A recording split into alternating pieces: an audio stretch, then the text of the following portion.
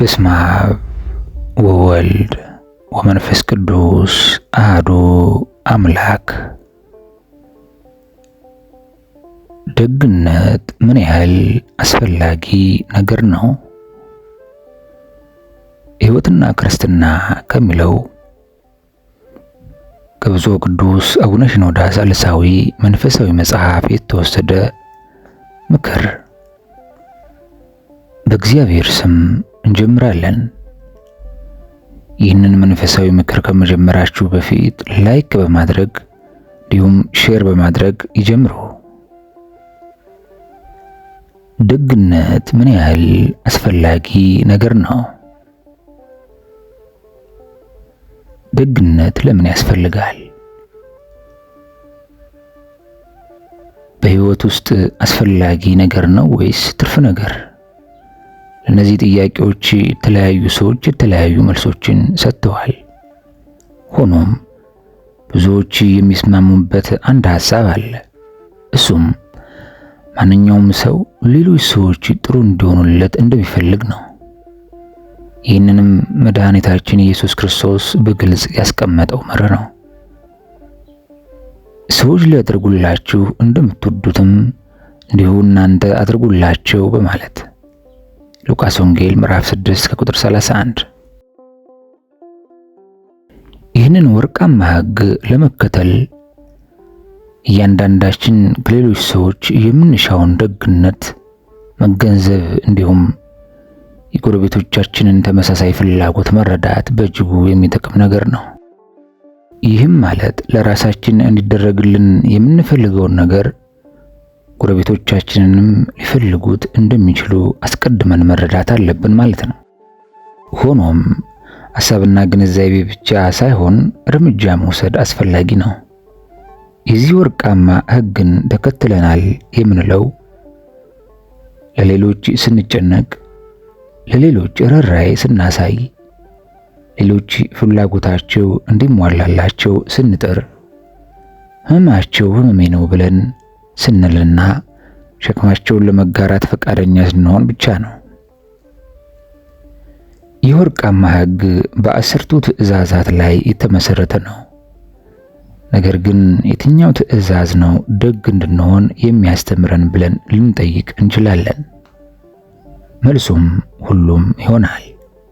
ኢየሱስ ክርስቶስ አምላከ እግዚአብሔርን በፍጹም ልብህ፣ በፍጹም ነፍስህ፣ በፍጹም ኃይልህ ውደደው፣ ታላቂቱና የመጀመሪያይቱ ትእዛዝ ይህች ናት፣ የምትመስላት ሁለተኛይቱም ባልንጀራህን እንደ ራስህ ውደድ የምትለው ናት ይላል። ኦሪትና ነቢያት ሁሉ በእነዚህ በሁለቱ ትእዛዛት ጸንተዋል ይላል ማቴዎስ ወንጌል ምዕራፍ 23 ቁጥር 37። በሁሉም ትእዛዛት ውስጥ ርኅራኄ አብሮ የማይሄድ ከሆነ ትእዛዛቱን ማፍረሳችን የማይቀር ነው። እግዚአብሔር ምሕረት፣ ርኅራኄና ቸርነት በየቀኑ የእኛን መንፈስ እንደሚጎበኝ በብዙ ቅዱስ መጽሐፍ ውስጥ ተጠቅሰዋል። ስለዚህ እግዚአብሔር ደግነትን የአንድ ክርስቲያን በጣም አስፈላጊ ባህሪ አድርጎ ገልጿል። እንግዲህ እግዚአብሔር እንደመረጣችሁ ቅዱሳንና ወዳጆች ምሕረትንና ርኅራኄን፣ ቸርነትንና ትሕትናን፣ የዋህነትንና ትዕግስትን ልበሱ ይላል ቆላስይስ 3 ከቁጥር 12። የመድኃኒታችን የኢየሱስ ክርስቶስ ምሳሌ በራሱ የዋህነትን የሚያስተምረንና ልንከተለው የሚገባን ምግባር ነው። ድውያንን ፈውሰዋል፣ ኃጢአተኞችን ይቅር ብለዋል፣ ሙታንን አስነስተዋል፣ የተቸገሩትን አጽናንተዋል፣ የተራቡትን መግቧል። ታዲያ ይህን ሁሉ ቸርነት እያቀረበው ለማን ነው? ለሀብታሞች፣ ለትዕቢተኞች ወይስ በማህበረሰቡ ዘንድ ክብርና ዝና ላላቸው ሰዎች? በተቃራኒው ክርስቶስ ይህንን ሁሉ ያደረገው ለድሆች፣ ለሕመምተኞች፣ ለተጠሉት፣ ለሕፃናት፣ በዝሙት ውስጥ ለተዘፈቁት፣ ለአካል ጉዳተኞች፣ ልባቸው ለተሰበረና ለሞቱት ነበር። ታዲያ እኛ ሰዎች ችግረኞችን በምንረዳበት ጊዜ በተዘዋዋሪ ለራሱ ቸርነትን እንዳሳየን እንደሚቆጠር ነግሮናል። ክርስቶስ በችግረኞች ላይ ለመበልጸግ የሚሞክሩትን አልታገሳቸውም። ወደ ቤተ መቅደሱ የሚሄዱትን ሰዎች አጭበርባሪ በሆኑ ገንዘብ ለዋጮች ላይ በጣም ተቆጥቶ ነበር። ምክንያቱም የእግዚአብሔርን ቤት እያረከሱት ነበርና ነው። እግዚአብሔርን ክብር ወደ ቤቱ ለመመለስ ወደ ውጭ ጥሏቸው ነበር። በራሳቸው ጽድቅ የሚኮሩትንም ማወቅ አይፈልግም ነበር። ታዲያ የክርስቶስ ቁጣ ልክ እንደኛ አይነቱ አልነበረም። ቁጣው የጽድቅ ነበር።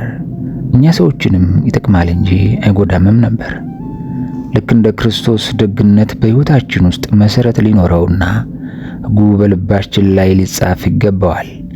በጊዜና በቦታ ልንከፋፍለው የማይገባ ነው። ዛሬ ከጠዋቱ 4 ሰዓት እስከ 5 ሰዓት ደግ መሆን አለብኝ ልንል አይገባም። ይልቁንም የምናደርገው ሁሉም ነገር በደግነት መስመር ውስጥ ማለፍ አለበት። ልክ የአንድ ቀለም ጠብታ በአንድ ብርጭቆ ውስጥ ያለን ውሃ ቀለም እንደሚቀይር ሁሉ ደግነትም የምናደርጋቸው ነገሮችን ሁሉ ሁኔታዎችን ሊቀይር ይገባል። ድርጊቶቻችን ሁሉ በደግነት የተቀረጹ መሆን አለባቸው። ደግነት አስፈላጊ ነገር ነውን? በዚህ ሐሳብ ሁላችንም እንስማማለን። የደግነት መርህን ስንገነዘብ በምናደርገው ነገር የበለጠ ውጤታማ መሆን እንችላለን። የቤተሰብ ሕይወት በደግነት የበለጠ በተቀላጠፈ ሁኔታ ይፈሳል። ትምህርት ቤት በደግነት ይቀላል። በስራ ላይ የሚያሳልፉት ብዙ ሰዓታት በደግነት ሲዋጡ የተረጋጉ ይሆናሉ። ማህበራዊ ግንኙነቶች በደግነት ሲቀቡ ያብባሉ። ይህ ደግነት በምንሰራው ነገር ሁሉ ጥሩ አገልግሎት ይሰጠናል። ደግ ስንሆን እግዚአብሔር ቸርነቱን በእኛ ላይ እንዲሰራ ያደርጋል። እግዚአብሔርንም ለማገልገል ፈቃደኛ እንሆናለን። እናም ለእርሱ ክብርን እንሰጣለን፣ እናመጣለን። የደግነት ስር የዛፍ ስሮች በምድር ላይ በማይታይ ሁኔታ ተዘርግተው ምግብ በማጠራቀምና ከአፈር ውስጥ ውሃና አልሚ ምግቦችን በመቅዳት የዛፍ ፍሬ እንዲበለጽግ ያደርጋሉ። በተመሳሳይ የደግነት ስር በሰዎች አእምሮና ነፍስ ውስጥ ጥልቅ ጸጋን ያመጣል። ይህም የደግነት ፍሬን ያስገኛል። በነፍስ ውስጥ ደግነትን የሚፈጥሩ እነዚህ እንቅስቃሴዎች ምንድናቸው? መነሻቸውስ ከየት ነው? ንጹህ በሆኑት የደግነት አይነቶችና ንጹህ ባልሆኑት መካከል ያለው ልዩነትስ ምንድነው? የመንፈስ ፍሬ ፍቅርን፣ ደስታን፣ ሰላምን፣ ትዕግስትን፣ ገርነትና በጎነትን፣ እምነትንና ራስን መግዛትን በውስጡ ያጠቃልል ነው። ገላትያ 5 ከቁጥር 22 እስከ 23። ደግነት ከነዚህ ሁሉ ጋር በቅርበት የተሳሰረ ነው።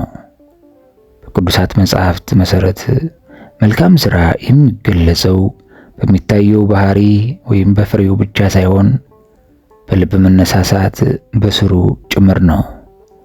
በርካታ ቅዱሳት መጻሕፍት መልካም ሥራን ከእውነተኛ እምነት የሚወጡ ለእግዚአብሔር ሕግና ክብር የሚሰሩ ነው በማለት ገልጻሉ። በእኛ ምናብ ወይም በሰዎች ተቋም ላይ የተመሰረቱም አይደሉም። በአጠቃላይ መልካም ሥራዎችን በተለይም ደግነትን የሚያፈሩ 2 አይነት ስሮች አሉ። የመጀመሪያው የማዳን ጸጋ ብለን የምንጠራው ስር ሲሆን እውነተኛ የማዳን እምነትና እውነተኛ የደግነት ሥራን የሚያፈራ ነው። ሁለተኛው የጋራ የጸጋ ስር ብለን የምንጠራው ነው። ውጫዊ በጎ ሥራዎችን የሚያፈራ ነገር ግን እውነተኛ የማዳን እምነት የሚጎድለው ነው። የማዳን የጸጋ ስር በክርስቲያን ሕይወት ውስጥ የእግዚአብሔር የማዳን ጸጋ ስጦታ እውነተኛ የማዳን እምነትን ይፈጥራል።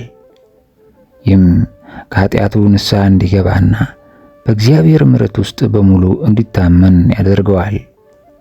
መንፈስ ቅዱስ ልቡን በመንፈስ ፍሬዎች ይሞላል። እናም ፍቅር በሕይወቱ ውስጥ ይሞላል። ይህ ፍቅር በደግነት ውስጥ ሆኖ ወደ እግዚአብሔርና ወደ ወዳጆቹ ተመልሶ እንደ ብርሃን ይፈነጥቃል። በዚህ ምክንያት ይህንን ከእግዚአብሔር ያገኘነውን ደግነት በዙሪያው ላለው ሕዝብ ያካፍላል ማለት ነው። መድኃኒታችን ኢየሱስ ክርስቶስ በዚህች ምድር ላይ ለ33 ዓመታት ሲመላለስ ደግነትን ለሕዝቡ አሰራጭቷል። ከዚያን ጊዜ ጀምሮም የእሱን ፈለግ የሚከተሉ ብዙዎች አሉ። እግዚአብሔር መንፈስ ይህንን አስደናቂ ጸጋ በአንድ ክርስቲያን ልብ ውስጥ ሲተክል ያማረ ደግነት ይበቅላል። በንጹህ መልክ በመንፈስ ቅዱስ ቸርነት ከተሰራ ልብ ውስጥ ፍጹም ደግ የሆነ ተግባር ይፈሳል። ንጹህ ደግነት። ዳዊትና ዮናታን የቅርብ ጓደኞች ነበሩ። ሁልጊዜም እርስ በርሳቸው እንዲሁም አንዳቸው የሌላውን ቤተሰብ እንደሚንከባከቡ ቃል ተገባብተዋል። ታዲያ ዮናታን ከሞተ በኋላ እና ዳዊት ንጉሥ በሆነበት ወቅት ዳዊት የዮናታን ቤተሰብ በሕይወት ይኖሩ እንደሆነና እንዳልሆነ ለማወቅ ፈልጎ ነበር። የዮናታን ልጅ ሜምፊቦስቴም በሎድባር እንደሚኖር ተነግሮት ነበር። ታዲያ ይህ ልጅ በጦርነት ጊዜ ለማምለጥ በሚደረግ ሙከራ መሃል በሁለት እግሮቹ ላይ በደረሰበት ጉዳት ያነክስ ነበር። ንጉሥ ዳዊትም ይህን ልጅ አስጠርቶ በፊቱ እንዲቀርብ አድርጎ ነበር። ታዲያ በዚያን ጊዜ የነበሩት ነገሥታት በዙፋናቸው ላይ የሚደርሰውን ማንኛውንም ስጋት የሚያመጣ ነገር ለማስወገድ ሲሉ የቀድሞውን ንጉሥ ቤተሰብ በሙሉ ያጠፉ ስለነበር ሜምፊቦስቴም ስለ ጥሪው በጣም ፈርቶ ነበር። ከፍርሃቱም የተነሳ በንጉሥ ዳዊት ፊት ሲሰግድ ዳዊትም እንዲህ አለው፣ ዳዊት ስለ አባትህ ስለ ዮናታን ቸርነት ፈጽሜ አደርግልሃለሁና አትፍራ፣ የአባትህንም የሳኦልን መሬት ሁሉ እመልስልሃለሁ፣ አንተም ሁልጊዜ ከገበታዬ እንጀራን ትበላለህ አለው። ሁለተኛ ሳሙኤል 9:7። ይህ እንግዲህ የሚያሳየው ንጹህ የሆነ የደግነት ተግባርን ነው። የንጹህ ደግነት ንጥረ ነገሮች ምንድናቸው? እውነተኛ እምነት። የመጀመሪያው ንጥረ ነገር እውነተኛ እምነት ነው። ሮሜ 14:23 ያለ እምነትም የሚደረግ ሁሉ ኃጢአትና በደል ነው ይላል። ብቸኛው ኃጢአት የሌለበት ተግባር ከእውነተኛ የማዳን እምነት የመነጨ ሲሆን ያ እውነት ነው። ታዲያ ስለ እምነት ስናወራ እምነትን ወደ ተግባር ለመቀየር ከባድ ሊመስል ይችላል። ነገር ግን ወደ እግዚአብሔር ባህሪ ካመጣ ነው ፍጹም ምክንያታዊ ነው። እግዚአብሔር ፍጹም ቅዱስ ነው። እናም እኛም ፍጹም ቅዱስ እንድንሆን ይፈልጋል። የፈጠረን እርሱ እንደመሆኑ መጠን እኔ ቅዱስ ነኝና እናንተም ቅዱሳን ሁኑ የማለት መብት አለው። በሚያሳዝን ሁኔታ እኛ ሰዎች ቀድሞውኑ መጥፎ መገንዘብ ስላለንና አሁንም በዚያ መጥፎ ልብ ውስጥ ስለሆንን ይህንን ቅድስና ልናገኘው አልቻልንም። ነገር ግን ሁሌም ቢሆን ተስፋ አለ። እግዚአብሔር ፍጹም ቅዱስ ብቻ ሳይሆን ማሪና ቸር አምላክም ነው። በኃጢአታችን ምክንያት ቅጣት የምናመልጥበትን መንገድ እንማር ዘንድ ቃሉን እንዲገልጹልን አገልጋዮቹን ሰጥቶናል። እግዚአብሔር አብ አንድያ ልጁን ኢየሱስ ክርስቶስን ወደዚህ ምድር የላከው በምድር ላይ ያለ ኃጢአት እንዲኖርና ከዚያም ለኛ ለሰዎች የኃጢአትን ቅጣት ለመቀበል በመስቀል ላይ እንዲሞት ነው። ለሚለምኑት ራሱን በቅንነት አቅርቧል ይላል ሉቃስ 11:13። ታዲያ በእነዚህ ምክንያቶች እግዚአብሔር ወደ እርሱ ሲጠራንና እኛም ጥሪውን ለመስማት ፈቃደኞች ሳንሆን ስንቀር ተጠያቂ እንድንሆን ሊያደርገን ይችላል ማለት ነው። እንደ እግዚአብሔር ሕግ እንጂ እንደ ራሳችን ሐሳብ መሆን የለብንም። እግዚአብሔር በታዛዥነት ላይ ጥብቅ የሆነ መመሪያ አለው። ከእግዚአብሔር ውጭ በሆነ መንገድ አካሄዳችንን መቅረጽ አለመታዘዝ ነው። እርሱንም እንደ መሳደብ ሊቆጠር ይችላል። በብሉይ ኪዳን ዘመን 10ቱን ትእዛዝ የሚጥስ እስራኤላዊ ትእዛዛትን በመጣሱ ሊገደል ይችላል። እነዚህ ሕጎች ዛሬም ታዛዥነታችንን ይጠይቃሉ። ነገር ግን በእነሱ ምክንያት መሞታችን ቀርቷልና። መድኃኒታችን ኢየሱስ ክርስቶስ በመስቀል ላይ ሞቶ አዲስ የፍቅር ሕግን አምጥቶልናል። ከሁሉም በላይ እግዚአብሔርን መውደድ አለብን። ባልንጀራችንን እንደ ራሳችን ልንወድ ይገባል። አማኝ የሆነ ክርስቲያን ለእግዚአብሔር የመዳን ስጦታ ባለው ምስጋና የተሞላ ነው። የእግዚአብሔርን ሕግ እንዲወድና ከልቡ እንዲከተል ያደርገዋል። ስለዚህ መልካም ስራዎችና የንጹህ ደግነት ስራዎች በ10ቱ ትእዛዛት እንዲሁም በፍቅር ሕግ ውስጥ መውደቅ አለባቸው። የምታደርጉትን ሁሉ ለእግዚአብሔር ክብር አድርጉ። አንደኛ ቆሮንቶስ 10:31። ሁሉም ነገር ማለትም ምንም ይሁን ምን የምናደርገው ነገር እግዚአብሔርን ክብር የሚያንጸባርቅ መሆን አለበት። እግዚአብሔር ሁሉንም ነገር ስለፈጠረና እርሱ ሁሉንም ነገር ስለሚገዛ ፍጹም ክብር ይገባዋል። አማኝ ሁሌም እግዚአብሔርን በዙፋኑ ላይ ማስቀመጥ ይፈልጋል። እግዚአብሔርን የማክበር ተግባር ውስጥ ያሉ ሰዎች በትሑት ቦታ ላይ መሆናቸውን የሚገልጽ ነው። ትሕትና አንድን ክርስቲያን ለእግዚአብሔር የማዳን ስጦታውን እንዲያመሰግን ይገፋፈዋል። እናም ተመሳሳይ ድርጊት ለባልንጀራው እንዲያሳይ ያደርገዋል። ይህ ብቻ ሳይሆን ትሕትና አንድን ክርስቲያን ኃጢአቱን እንዲገነዘብ ያደርገዋል። ከሌሎች ሰዎች እንደማይበልጥና የይቅርታ ሰው እንዲሆንም ይጋብዘዋል። ትሕትና አንድን ሰው በሌሎች ላይ ቂም እንዳይይዝና ለጠላቶቹ ቸር እንዲሆን ያደርገዋል። በድምሩ መልካም ሥራን ለማድረግ እምነት ለሌለው ሰው ከባድ ቢሆንም በጠንካራና በአእምሮአዊ ግዴታ ላይ ለተመሰረተ አንድ ክርስቲያን ሸክም ሊሆን አይችልም። ለእውነተኛ ክርስቲያን ደግነት ለሕይወታችን ጣዕም የሚሰጥ ፍቅር ንጹህ ፍቅር ነው። በመዝሙር 118 ከቁጥር 97 ላይ ሕግህን እንደምን እጅግ ወደድኩት የሚለውን የዳዊትን መዝሙር ያስተጋባል። በእግዚአብሔር የሚያምን እውነተኛ ክርስቲያን ጽድቅንና ንጽህናን ይወዳል። በተለይም እግዚአብሔር የሰጠንን የመዳን ስጦታ ይወዳል። በማንኛውም መንገድ እግዚአብሔርን ማክበር ይወዳል። እግዚአብሔርን ማገልገል እንደ ግዴታ ይመለከታል። ለትክክለኛው ነገርም በአቋሙ ጸንቶ ለመቆም ደፋር ነው። ባልንጀራውንም ይወዳል። በተለይም ብዙ ዕድል የሌላቸውን ነፍስ አጥብቆ ይንከባከባል። ይህ በነጻነትና በደስታ የተሞላ ሕይወት አንዱ አካል ነው። ዳዊት እግዚአብሔር እንደ ልቤ ብሎ ጠርቶታል። ብዙ ድንቅ ባህሪያት ነበሩት፣ ነገር ግን ፍጹም አልነበረም። እንዲያውም ቀሪውን ሕይወቱን ያበላሸ ደግነት የጎደለው ድርጊትን ፈጽሟል።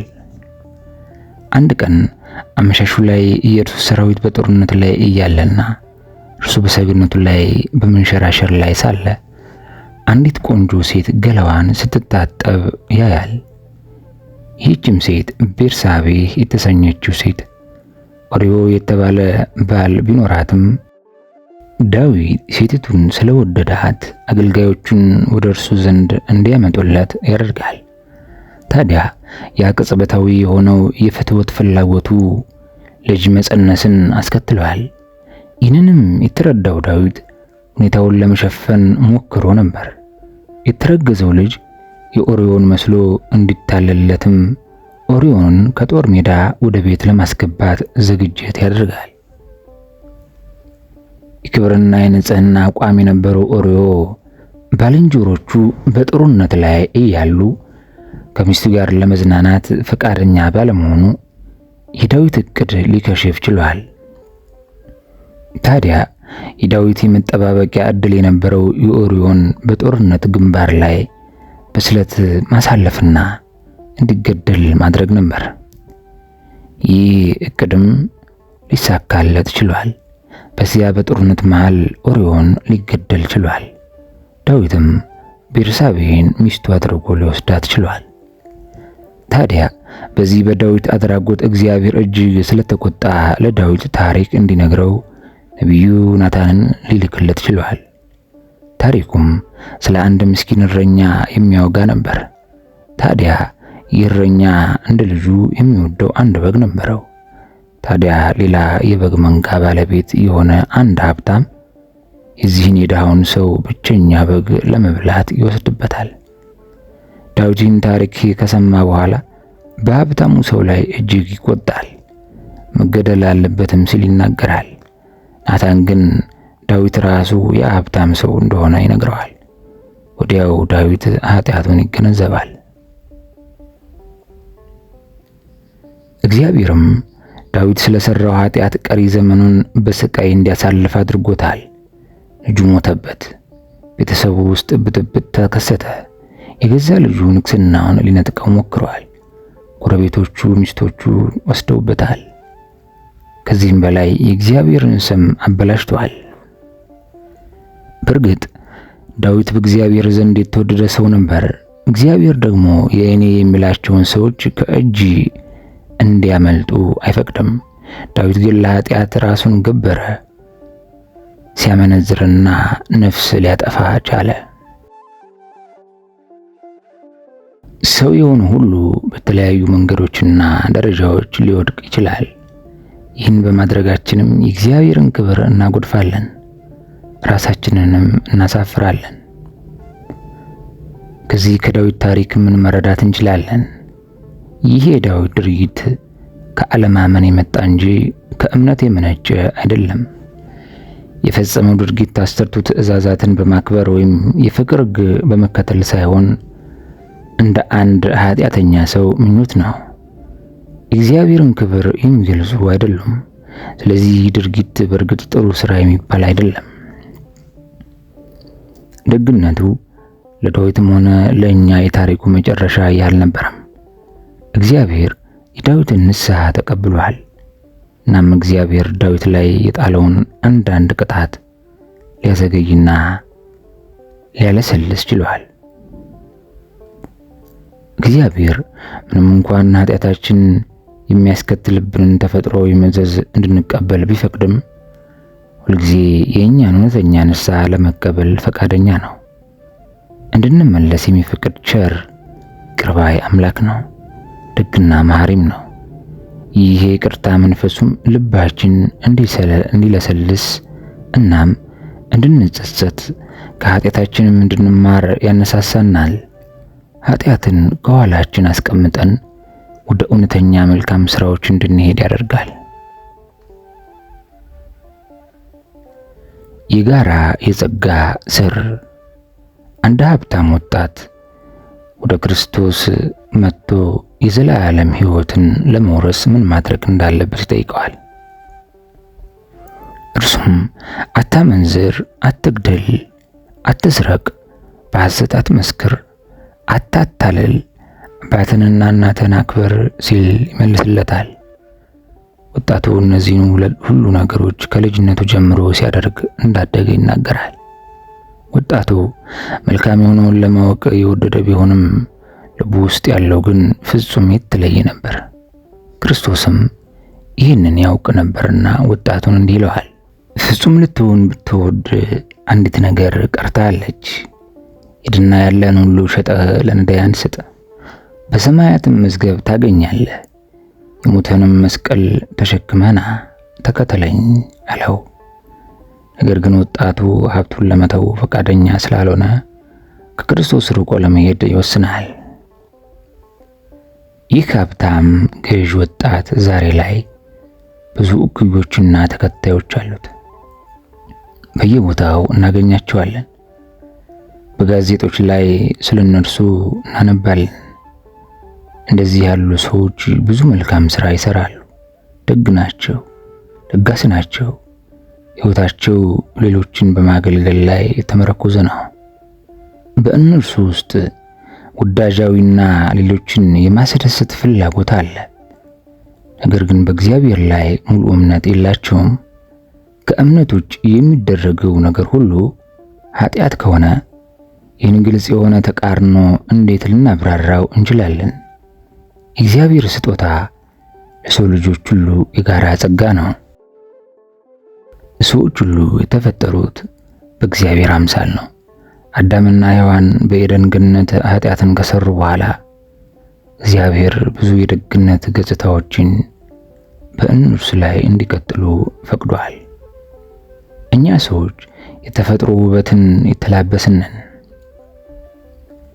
ይህ ሁሉ መልካምነት የሚከሰተው በእግዚአብሔር የጋራ ጸጋ ምክንያት ነው።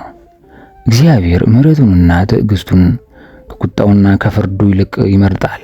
ሚልክያስ 7:18 ኃጢአተኞችንና አለማወቃቸውን በትዕግስት ያልፈዋል።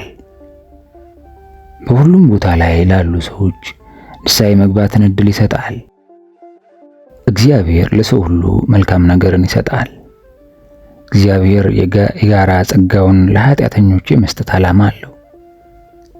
እግዚአብሔር የተናገረውን ቃል አያስቀርም። ይቀራል ብለው የሚናገሩ አሉና የሚል ቃል እናነባል። ነገር ግን ሁሉ ወደ ንስሐ እንዲደርሱ እንጂ ማንም እንዳይጠፋ ወዶ ስለ እኛ ይታገሳል። እግዚአብሔር ይህን የሚያደርገው እኛን ወደ ራሱ ለመሳብ ሲሆን ቸርነቱም ይህን ለማድረግ የሚጠቀምበት አንዱ መንገድ ነው። እኛም እውነተኛ ክርስቲያን ነን ብለን የምናስብ ከሆነ በደግነት የማያምኑትን የክፋት ስራቸው ጠቃሚ እንዳልሆነ እንዲገነዘቡና እግዚአብሔርን በመከተል ሕይወት ውስጥ የሚገኘውን ጥልቅ ደስታ እንዲለማመዱ መጸለይ ይገባናል።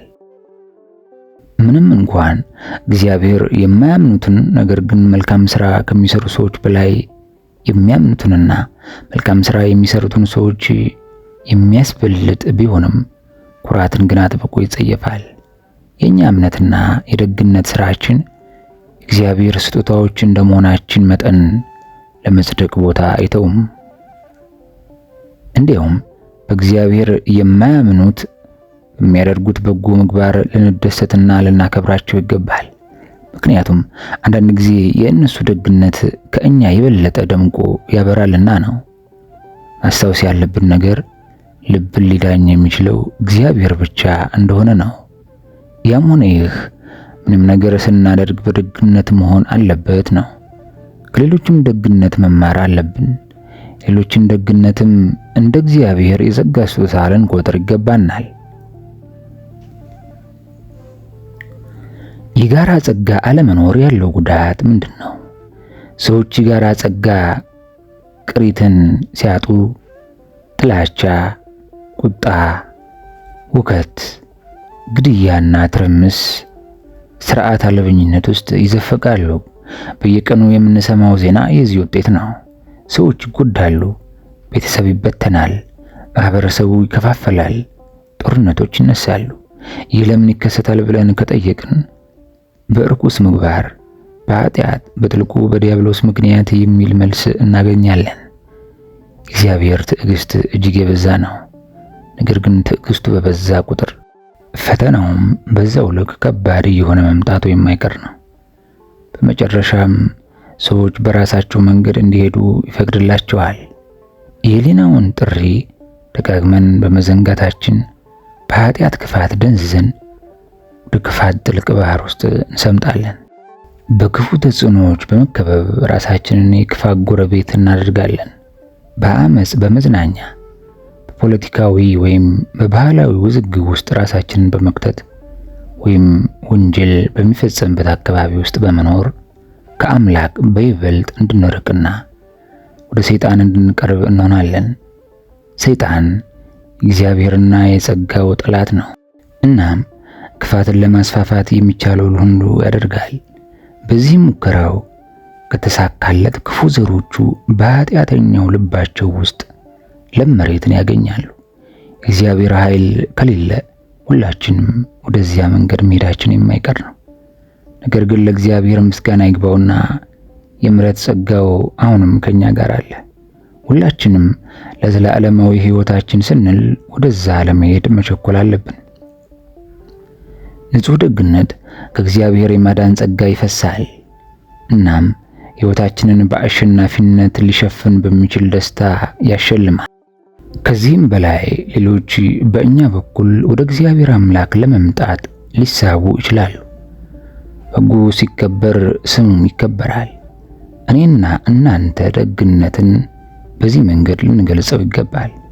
በዚህ መንገድም እግዚአብሔርን ልናከብረው ይገባል ይላል። በቀጣይ የእኛ ተነሳሽነት ደግነት ለግል ጥቅም፣ ደግነት ተለዋዋጭ ነውን የሚሉ ተዛማች ሐሳቦችን ወደ እናንተ ይዘን እንቀርባለን። ሰማነው መንፈሳዊ ምክር የእግዚአብሔር ስም የተባረከ የተቀደሰ ይሁን። አሜን።